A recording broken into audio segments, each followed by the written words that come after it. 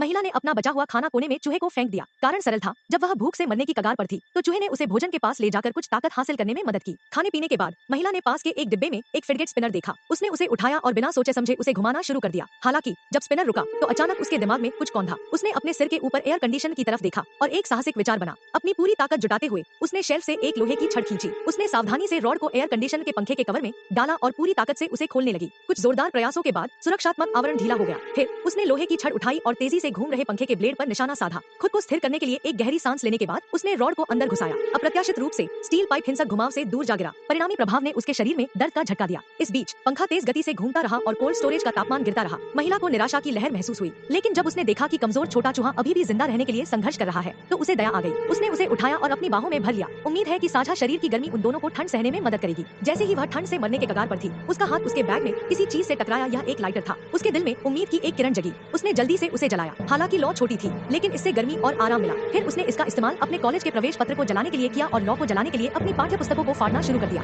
आग ने कुछ समय के लिए ठंड को दूर रखा, लेकिन सीमित जगह में जल्द ही जलते हुए कागज से निकलने वाला गाढ़ा धुआं भर गया। घुटन और खांसी के कारण उसे एहसास हुआ कि उसकी ऑक्सीजन खत्म हो रही है। घबराकर उसने कार्डबोर्ड के एक टुकड़े से आग बुझाई। ठंडी हवा अंदर घुस आई और उसके कमजोर शरीर को चाकू की तरह चीरती हुई निकल गई। दर्द और उलझन के उस पल में उसने आधे जले हुए कागज के टुकड़े पर कुछ देखा, बर्फ भंडारण सुविधा का एक पोस्टर। इसने अचानक उसे एक विचार दिया। उसने एक एक करके बक्से हिलाना शुरू कर दिया। अथक प्रयास से उसने एक अस्थायी आश्रय बनाया। यह हवाबंद नहीं था, लेकिन यह ठंडी हवा को रोक सकता था। वह अंदर रेंग कर गई और कार्डबोर्ड से प्रवेश द्वार को सील कर दिया। फिर अपनी उम्मीद को बनाए रखने के लिए फिर से लाइटर जलाया, लेकिन कुछ ही देर में लाइटर का ईंधन खत्म हो गया। अब गर्मी के स्रोत के बिना ठंड में फंसी महिला अंततः बेहोश हो गई। कोई नहीं जानता कि कितना समय बीत गया। जब वह आखिरकार जागी तो उसका शरीर अकड़ गया था और सुन्न हो गया था। उसने देखा कि छोटा सफेद चूहा उसके आश्रय के बाहर बेसुध पड़ा है। उसने उसे पकड़ने की कोशिश की, लेकिन उसका हाथ नहीं हिला। तभी उसे एहसास हुआ कि वहाँ कितनी ठंड हो गई है। तापमान सैकड़ों डिग्री नीचे गिर गया होगा। उसका हाथ एक पल में जम गया था। बचने के लिए दृढ़ संकल्पित उसने बहुत प्रयास करके अपना हाथ छुड़ाया। जब उसने अपना हाथ आगे बढ़ाया और चूहे को छुआ तो उसे डर के मारे एहसास हुआ कि उसका पूरा शरीर पहले ही अकड़ चुका है।